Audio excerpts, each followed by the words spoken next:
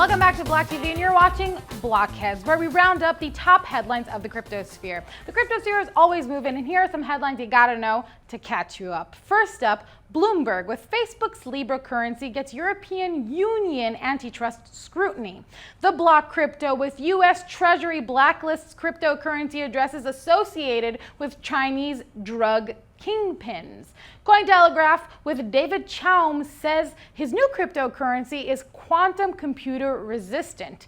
BTC Manager with IOTA breaks into retail adoption with German parking app. And lastly, Crypto Globe reporting that Tyler Winklevoss says crypto is future of money, launches Gemini in Australia.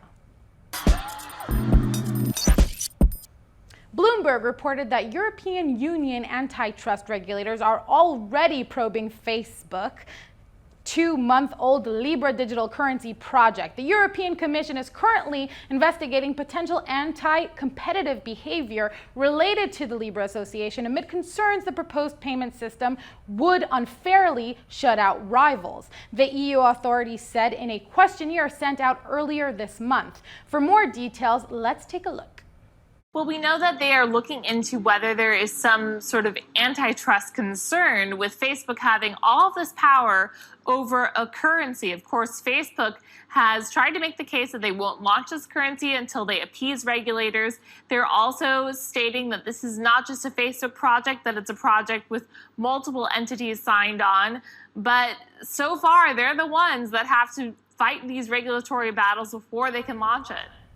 The report also notes that Facebook and the Commission both declined to comment on the investigation and reminded that Facebook has previously promised to appease all regulators before launching the cryptocurrency, a process that could take some time. The Block Crypto reported that the Treasury Department's Office of Foreign Assets Control, also known as OFAC, took actions against 3 Chinese nationals who it alleges manufactured and distributed synthetic opioids or their precursor chemicals. According to OFAC, the individuals laundered part of their drug proceeds in Bitcoin, transferring these proceeds in and out of banks in China. As a result of its investigation, OFAC has also identified a handful of Bitcoin and Litecoin wallet addresses associated with these individuals, which it had added to its sanctions list. Sigal Mandelker, Undersecretary of Terrorism and Financial Intelligence, further explained. She said, quote, "The Chinese kingpins that OFAC designated today run an international drug trafficking operation that manufactures and sells lethal narcotics, directly contributing to the crisis of opioid addiction, overdoses, and death in the United States. Zhang and Yan have shipped hundreds of packages of synthetic opioids to the U.S., targeting customers through online advertising and sales and using commercial mail carriers to smuggle their drugs into the United States." OFAC's actions mark the second time the department has added cryptocurrency addresses to its sanctions list. In November 2018, the department blacklisted 2 Bitcoin addresses associated with an Iranian ransomware scheme. Moving on to Cointelegraph, reporting that eCash inventor David Chaum has unveiled yet another cryptocurrency, which he says is resistant to quantum computer attacks. In a blog post, Chaum advocated for the offering called Praxis, which has undergone a 6-month development process.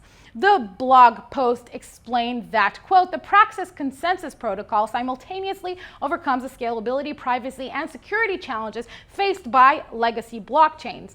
The trilemma to deliver the purely peer-to-peer version of electronic cash that Satoshi called for in the first few words of his white paper, and Praxis currency is also designed to leverage the power of its sister Elixir's privacy protection platform." The focus on quantum resistance follows on from a previous debate about Bitcoin's overall susceptibility to attacks from the new generation of hardware. BTC Manager reported that Trive.park, an app from German company Trive.me, is using IOTA's Tangle in order to facilitate the booking and payment for parking spaces. The benefit for people who drive is that they can now book a parking space and reserve it in advance. Customers would pay for it and communicate with the garage over the Tangle, allowing it to be done in just a few taps of a phone.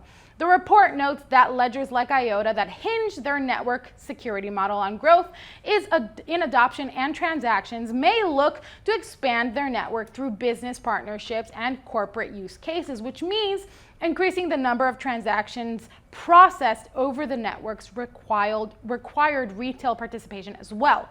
The app will allow parking garage owners to digitize their assets and monetize through an online reservation system. IOTA is finally embarking on the initial stages to remove their centralized validator nodes. This is a huge step toward their vision of decentralized micropayments, but could compromise network scrutiny if not executed at the right time. Crypto Globe reported that Tyler Winklevoss, co-founder and CEO of Gemini, announced on Wednesday that Gemini is now available to customers in Australia. In a blog post published, the Gemini CEO said that Australians can now download the Gemini mobile app and they can use it to buy, sell, or hold Bitcoin, Ether, Bitcoin Cash, Litecoin, and Zcash. One cryptocurrency that he did not explicitly mention was the USD-backed stablecoin Gemini Dollar, which is both interesting and quite unusual.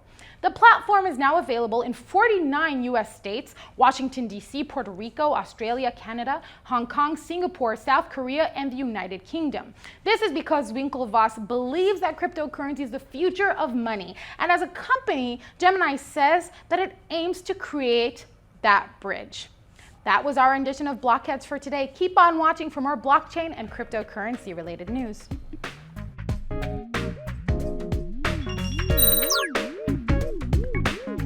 For more news and updates, follow us on Twitter.